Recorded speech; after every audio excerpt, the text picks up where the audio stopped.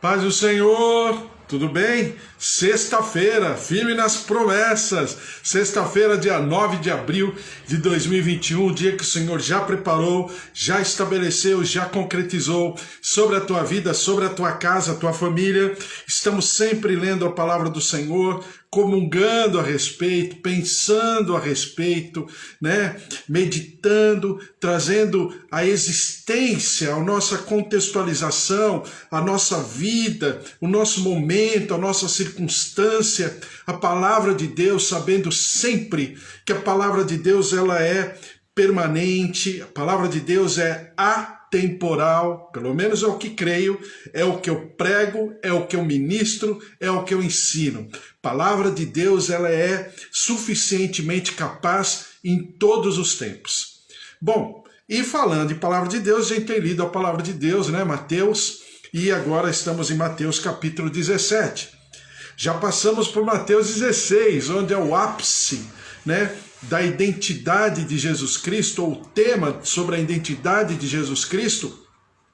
E ali você tem a identidade de Jesus Cristo, a nossa identidade de maneira pessoal, mas também a nossa identidade de maneira coletiva, porque as portas do inferno não prevalecem contra a igreja. Significa que a igreja não é o inferno que está avançando contra a igreja, ou fazendo resistência, ou agindo proativamente em relação à igreja. Não, ao contrário. As portas do inferno não prevalecem contra a igreja. É a igreja que está avançando. É o povo de Deus que está conquistando. É o povo de Deus que está realizando.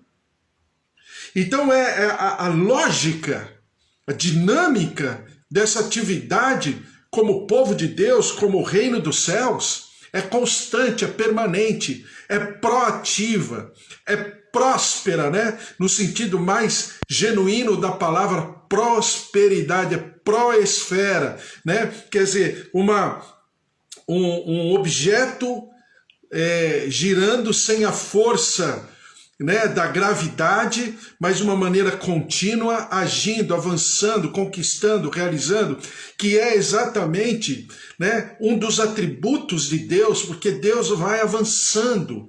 Ele é um ser proativo, ele é um ser futurista, que vai olhando para frente e vai avançando, e nós também. É por isso que eu sempre falo, né, as pessoas às vezes conversando assim, falam, mas aquilo que aconteceu comigo lá no passado, e isso, aquilo, a marca e não sei o que lá, o trauma. Eu sempre falo para ela o seguinte, olha, ao invés de olhar o meu passado com, vamos dizer assim, com angústia, com aflição, com tristeza, não que eu não tenha sofrido, não que eu não tenha padecido, não que eu não tenha vivido situações e circunstâncias, mas eu preciso olhar o meu passado de uma maneira didática, de uma maneira pedagógica, porque faz bem para a minha alma. Como? Olhando aquilo que eu vivi, né? Depurando aquilo que foi bom, porque Deus estava no controle, então sempre é bom, sempre é bom. Ainda que eu tenha padecido, ainda que eu tenha sofrido, eu preciso enxergar o cuidado, o zelo, o livramento do Senhor em todos os sentidos. E destacar o aprendizado, o desenvolvimento, sabendo que muito daquilo que eu passei é muito mais positivo do que negativo. E olhando com esses olhos, porque a Bíblia fala, a gente já passou lá em Mateus capítulo 6, a Bíblia fala que se os meus olhos forem bons, todo o meu corpo será luz. Em outras palavras, se o meu entendimento for saudável, toda a minha futura vida, tudo que eu viverei, será muito mais iluminado, será muito mais saudável. Por quê? O que significa corpo? Todo o meu corpo será luz, ou seja, toda a minha vida será proativa. Então eu preciso trabalhar esses conceitos, porque a minha saúde mental, emocional, psicológica, vai depender da maneira com que eu vou enxergar o passado. de como eu vou enxergar a situação sob a qual eu estive, desculpe o termo, subserviente em algum momento da minha vida. Né? É exatamente a resposta, e eu sempre uso a palavra de Deus, tá? De maneira boa, com o propósito de Deus. Lembra daquilo que a gente conversou ontem, né? Então a palavra de Deus na minha boca precisa ser verdade, significando que tem gente que fala a palavra de Deus, mas que não é verdade na boca da pessoa, por causa da pessoa, por causa da pessoa, e não da palavra de Deus. Então, é aquilo que José respondeu, e falando, me utilizando da palavra de Deus, é exatamente o que José respondeu para os seus irmãos. Quando os seus irmãos tiveram a revelação de que estavam conversando com José, o irmão vendido, né? O irmão à época ainda era o caçula, né? O irmão caçula vendido como escravo para mercadores ismaelitas, e os mercadores revenderam José, né, na região do Egito, e Potifar comprou José como escravo. Ele foi vendido e revendido 2 vezes. Pelo menos 2 vezes. E a palavra do Senhor mostra tudo aquilo que José passou. E olha que incrível, em tudo aquilo que José passou, quando os irmãos, aqui está a nossa capacidade de depurar e enxergar os olhos bons de Deus na nossa vida. Veja só. E como José pontua de maneira maravilhosa, que é exatamente a maneira que eu procuro enxergar a minha vida, os problemas e as dificuldades, é exatamente nessa lógica. Quando os irmãos vão indagar José e acham que José vai à desforra agora, né? Porque agora José está numa condição, entre aspas, melhor, e seus irmãos estão numa condição pior. E José responde para os seus irmãos o seguinte: não, a boa mão do Senhor me trouxe até aqui. Se eu estou aqui agora, nesse momento, e vocês estão aqui diante de mim, é exatamente a lógica de Deus foi eu chegar primeiro aqui no Egito. Em outras palavras, claro que José não falou com essas palavras, mas é como eu absorvo desse texto. Então, José fala, eu cheguei primeiro aqui no Egito, fui instrumento de Deus para preparar todo o ambiente para que vocês pudessem vir com o meu pai e vocês pudessem morar aqui e serem supridos na necessidade. Ou seja, tudo que aconteceu é para esse momento. Exatamente o que Mordecai fala para Esther também, exatamente a mesma coisa, claro, num outro contexto, numa outra circunstância, mas a motivação do sentimento, do coração, deveria ser a mesma motivação. Qual era? Esther, será que não é para esse momento que você foi levantada como rainha? Será que não é exatamente para essa circunstância? Então isso é uma lógica saudável para enxergarmos a nossa vida. E aí, voltando ao que eu estava falando no começo, né? Às vezes as pessoas falam assim, olha, mas aquilo que aconteceu comigo, por onde eu passei, e não sei, e fica com aquele peso, aquela coisa assim, né? Dificultosa, né? Tipo, peregrinação, tipo sofrimento, né? E aí eu falo para a pessoa, não. E se você olhar desse jeito, você vai deixar entender para você mesmo, para as pessoas que estão te ouvindo e também diante do mundo espiritual, que existiram momentos na tua vida que o diabo controlou. E outros momentos que Deus controlou. Aí a pessoa falou, não, também não é assim o diabo. Ué, só tem 2 senhores. Ou eu sirvo um ou eu sirvo o outro. Ou um senhor está agindo na minha vida ou outro senhor. Não é isso que Elias pergunta para o povo? Até quando concheareis entre 2 senhores? Não é isso que Jesus novamente destaca também em Mateus capítulo 6, quando ele diz, não podeis servir a dois senhores. Então são dois senhores. E se eu for olhar por esse prisma, é exatamente o que Jó, ou então Davi, avaliam, né, das suas vidas até aquele momento.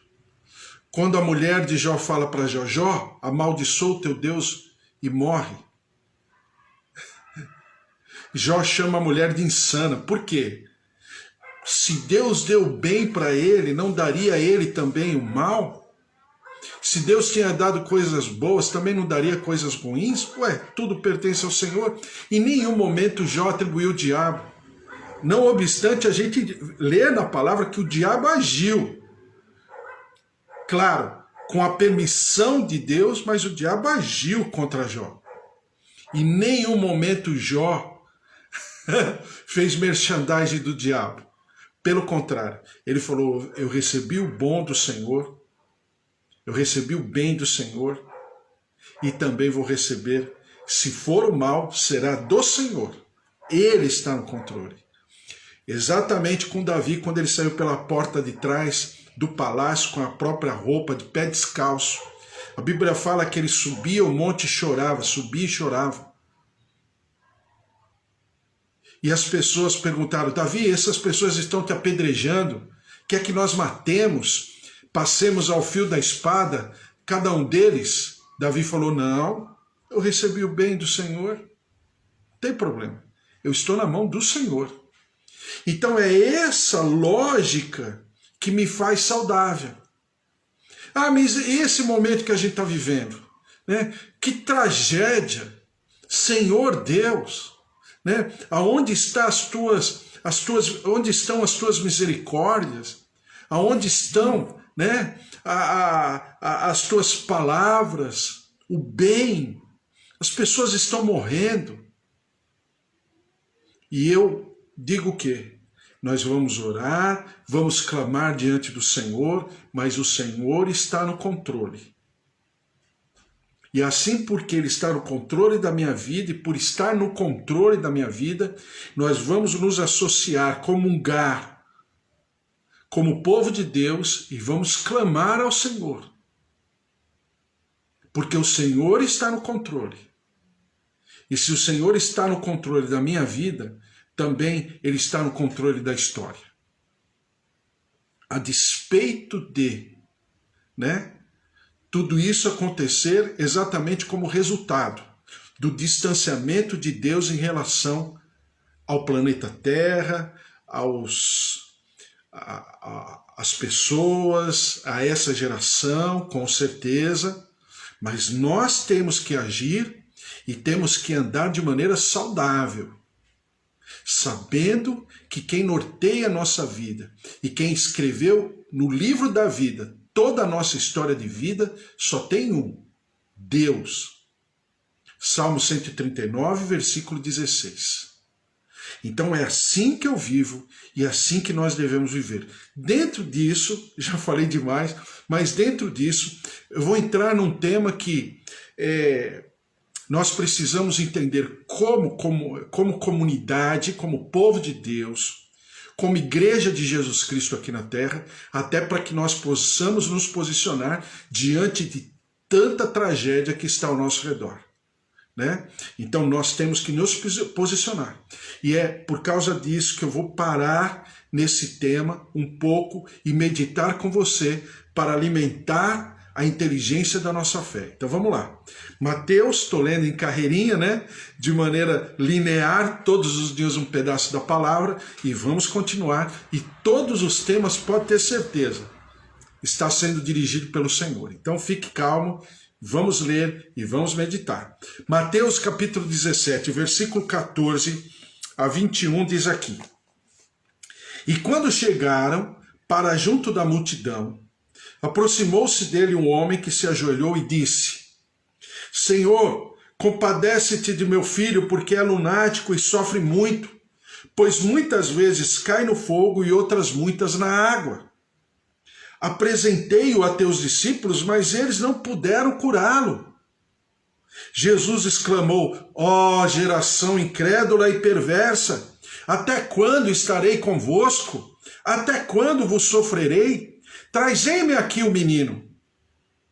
E Jesus repreendeu o demônio, e este saiu do menino, e, desde aquela hora, ficou o menino curado. Então os discípulos, aproximando-se de Jesus, perguntaram em particular: por que motivo não pudemos nós expulsá-lo? E ele lhes respondeu: por causa da pequenez da vossa fé.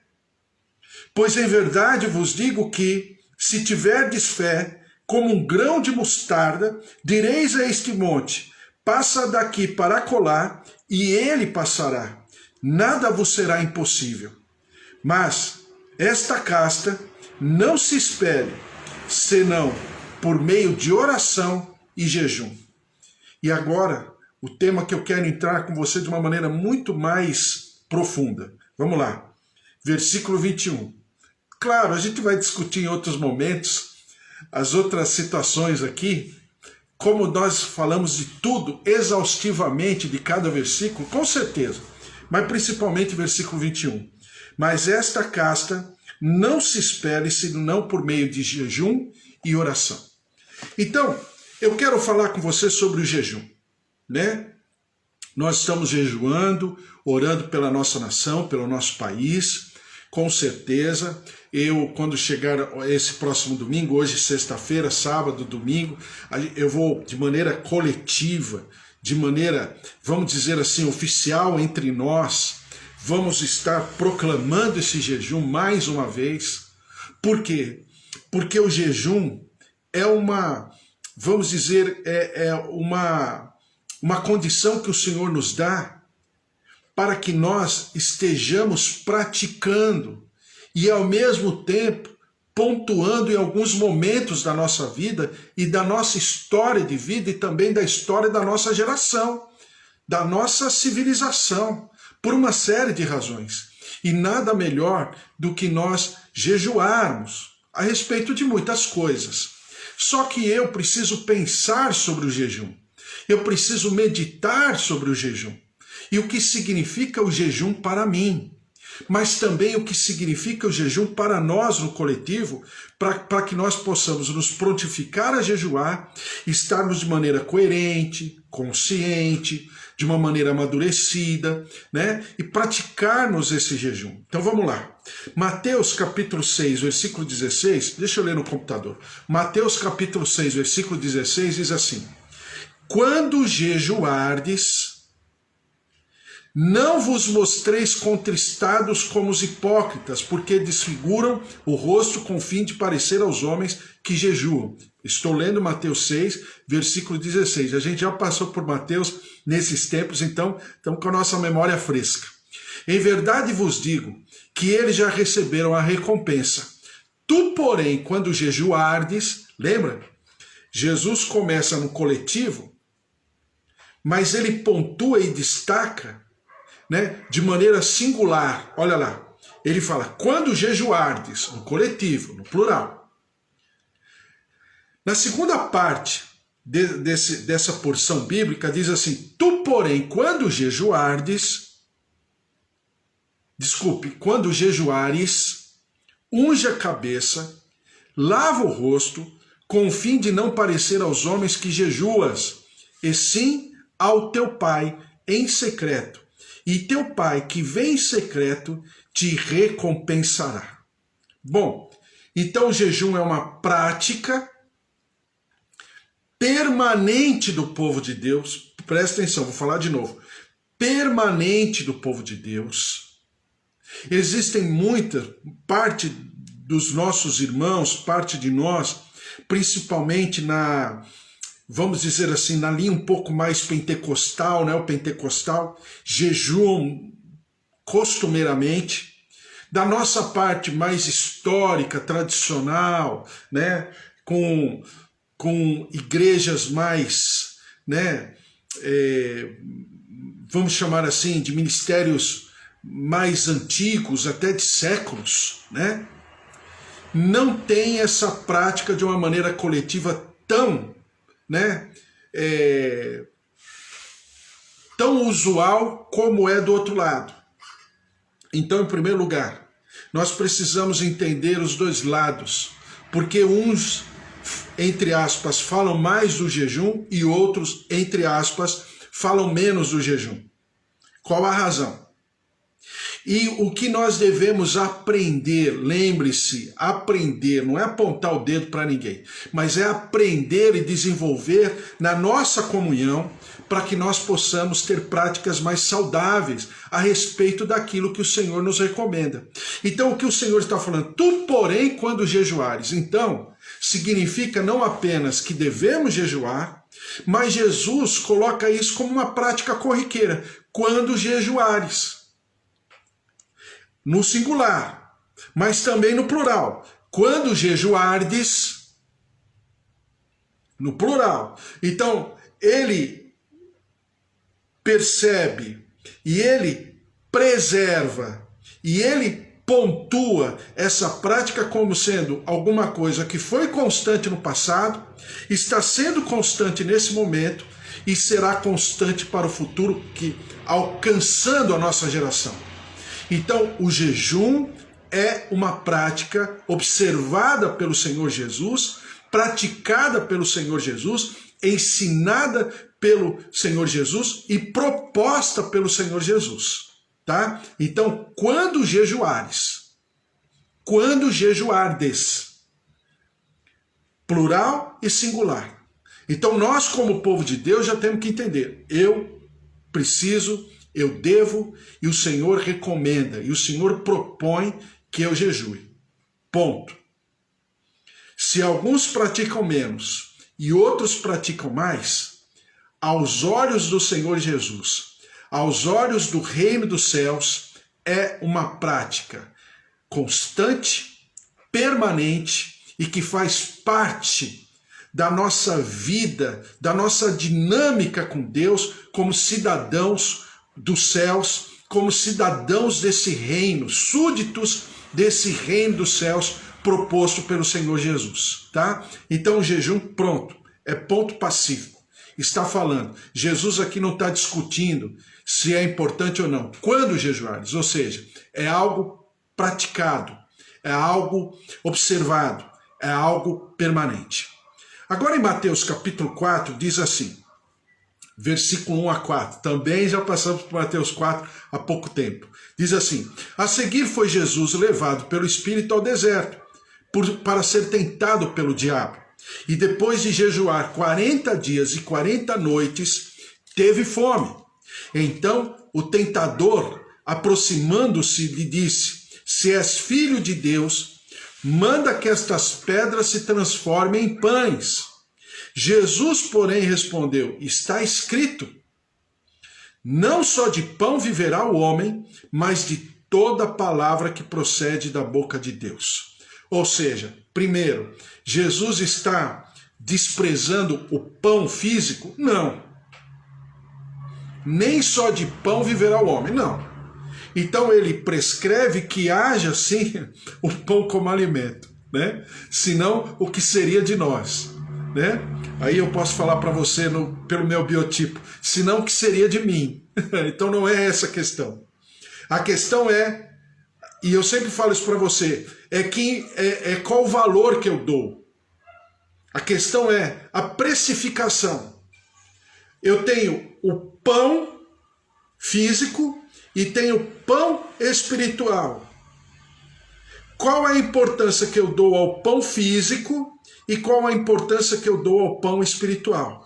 No meu caso, por exemplo, que tenho uma guerra pessoal com a comida, né? Eu já falei isso para você, né? Que o glutão não entrará no reino dos céus, então eu tenho que me preparar e eu tenho que me policiar. Eu estou falando de mim, das minhas fragilidades, das minhas fraquezas. Uma das fraquezas é exatamente a comida. Então o que eu tenho que fazer? Eu tenho que pensar a todo momento, e o pior de tudo, para mim, por exemplo, que eu vejo isso no meu caso, estou falando de mim, não estou falando de ninguém aqui, tá? Estou falando de mim. No meu caso, né, A comida é quase um vício. Quase não, vai, estou sendo muito misericordioso comigo. A comida é o vício. Ao contrário de outros vícios, né, que eu poderia enumerar todos eles, e você sabe muito bem, então não vou enumerar. Ao contrário dos outros vícios, a comida é uma coisa que, de um lado, há uma necessidade, o corpo humano, a minha existência precisa do alimento, mas do outro lado, eu preciso trabalhar isso, porque para mim, o alimento tem uma questão que, se eu não prestar atenção, vai além, vai além. Agora, o alimento realmente é um elemento de comunhão, né? A comida é um elemento de, vamos dizer assim, de congraçamento, de festa, de celebração. É lógico, ninguém está falando aqui coisa diferente disso. Tá aqui os nossos irmãos que trabalham em buffet, que fazem encomendas, né? Então, claro, e eles são, e eu sempre oro por eles e falo, Senhor, eles são teus instrumentos, porque a celebração e a festa fazem parte da tua lei. O Senhor é o Deus que gosta tanto de festa que as celebrações para o Senhor é uma questão de lei, é ordem, tem que fazer, né? Então a celebração é festa, e você lê aqui em vários textos, comei carnes gordurosas, bebei vinho, alegrai-vos porque é tempo e tal, por exemplo, na consagração das muralhas lá do tempo de Neemias. Então você tem uma celebração, um alimento, então ele é tudo isso. Ele é um elemento, um ambiente de congraçamento, de comunhão, de festa, né? de celebração, para pontuar momentos maravilhosos da nossa vida, do nosso convívio, da igreja, do povo de Deus. Então, com certeza. Mas eu preciso trabalhar isso para que isso não fique, o valor do pão físico exceda o valor do pão espiritual. Então, para começar esse assunto, Mateus capítulo 4, do versículo 1 a 4, né, principalmente o último versículo, diz assim, Jesus, porém, respondeu, está escrito, não só de pão viverá o homem, mas de toda a palavra que procede da boca de Deus. Então, é necessário ter o pão? É. Só que esse pão natural, ele nada mais é do que o símbolo do pão espiritual. O pão espiritual é o verdadeiro alimento e não o pão físico. Pão físico é, na verdade, o símbolo do pão espiritual. Mas que, para mim, o mais importante tem que ser o pão espiritual, né? Então, alguns antigos diziam o seguinte, eu me abstenho do bom para buscar o excelente. Lembra que eu falei para você na criação de Gênesis? Que ali está pontuado de maneira muito didática que e viu Deus que era bom. Eu sempre falo isso para você. Não está escrito e viu Deus que era perfeito. Significando o quê? Significando que aquela lógica de criação, ela já está prescrevendo a queda do homem. Então por que Deus viu que era bom? Era bom para aquele momento. Mas que não é eterno. Essa criação não será eterna. Nesse molde, nessa configuração, haverá um momento de atualização da criação, que aí ela será perfeita, né? Como diz lá em Isaías, quando fala de novos céus e nova terra. Então você percebe o quê? Que eu não posso pegar aquilo que é bom e depreciar o que é perfeito, e que é o melhor, que é o excelente de Deus. E aí eu pego o que é bom e fica maior, fica mais, vamos dizer, mais valoroso do que aquilo que é excelente. Isso é pecado. Isso é eu não estou acertando exatamente o sentimento do reino dos céus. No sentimento do reino dos céus, na motivação do reino dos céus, naquilo que precisa nortear toda a minha existência é pegar o perfeito, o excelente, o melhor do Senhor e buscar viver na minha vida, na minha prática de vida, a todo momento. E aquilo que é bom, deixar no seu lugarzinho, porque ele é só bom, mas não é perfeito. Então Jesus está falando o que é o seguinte, diz assim, nem só de pão viverá o homem. Então o homem não pode viver só do bom. O bom tem o seu espaço? Tem. Mas de toda palavra que prossegue da boca de Deus, ou seja, tem algo melhor ainda, que é o excelente e o perfeito de Deus. Né? E Jesus está falando nada mais, nada menos do que aquilo que está escrito em Deuteronômio. E Jesus, né, ele jejua exatamente para isso. Diz aqui no livro de... Deixa eu pegar aqui. Deuteronômio, só para você lembrar, Deuteronômio capítulo 8, versículo 3, que diz assim, ele te humilhou, te deixou ter fome e te sustentou com maná, que tu não conhecias, nem teus pais o conheciam, para te dar a entender que não só de pão viverá o homem, mas de tudo o que procede da boca do Senhor viverá o homem. Então, quando eu jejuo, eu preciso ter a primeira motivação que vai me levar ao jejum. É que eu vou me abster. O que é jejum? É se abster de algo, né? Jejum, na forma etimológica da palavra jejum, é abstinência de alimento. Então eu vou me abster de algo que é bom para buscar aquilo que é excelente e perfeito, que é melhor, e que eu desejo buscar, que eu tenho consciência de buscar. Então, esse é o jejum saudável. E nós estamos falando sobre jejum. Glória a Deus, vamos orar. E amanhã tem mais falando sobre jejum. E domingo a gente vai de maneira coletiva, né? Não que você não esteja fazendo, com certeza, por uma série de motivos. Mas de maneira coletiva, vamos começar um jejum no domingo, exatamente em relação a tudo isso que estamos passando, tá? Então nós vamos colocar, mas de maneira muito madura, sabendo o que significa o jejum e por que nós coletivamente estaremos jejuando, tá bom?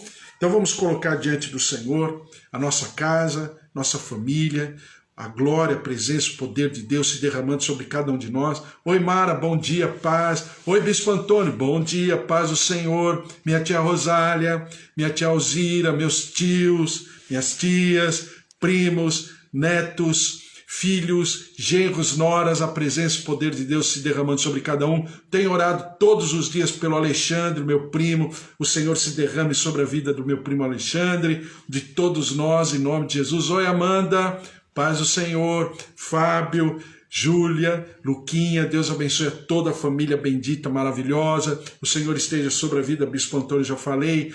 Também sobre a Jailde, Deus abençoe Jailde, tua casa, tua família, os teus queridos. Que a presença, o mover de Deus esteja sobre a tua vida. E Valtir, Magda, Josué, Joel, Kátia, Raquel, Sônia, Tati, que está grávida lá em Vinhedo, presença, o poder, o mover do Senhor sobre cada um, a Elô, Wesley, filhos, familiares, presença, o mover, a presença do Senhor, Rosa Araújo, né? O João, Roseli, a Ângela, também a Márcia, o Fábio, Luiz Henrique, seu Augusto, Dona Efigênia, meus pais, seu João, Dona Dária, Dona Nadir, seu Toninho, a presença, o poder, o mover do Senhor, nossos familiares. E agora estou clamando, temos clamado pela família da Cicampana, lá do interior, que está passando pela Covid. Em nome de Jesus, a glória, a presença, o poder de Deus. Dona Maria Helena, também o Marco, também a Ana Paula, que está assim está sendo retirada dos equipamentos, dos aparelhos, a presença, o poder, o mover do Senhor se derramando sobre cada um de nós. Também a família da Nádia Zen, né, que nós estamos orando, família da Nádia que está passando pela Covid, a glória, a presença, o poder, o vigor, a vitalidade, a saúde do Senhor esteja sobre a nossa casa, os nossos familiares, os nossos queridos, em nome de Jesus. Por isso vamos orar, colocar diante do Senhor. E eu sempre levanto isso aqui porque eu vou anotando os pedidos de oração, e você, claro, com as fotos dos teus familiares, com os pedidos de oração, vamos colocar diante do Senhor. Senhor, nosso Deus, nosso Pai, nós te louvamos e te engrandecemos mais uma vez por tudo aquilo que o Senhor tem feito, o Senhor tem realizado, o Senhor tem derramado, o Senhor tem nos ensinado, o Senhor tem trazido à memória fundamentos maravilhosos que fundamentam a nossa fé, fundamentam a nossa saúde emocional, espiritual, a nossa saúde psicológica, em momentos tão terríveis, tão trágicos.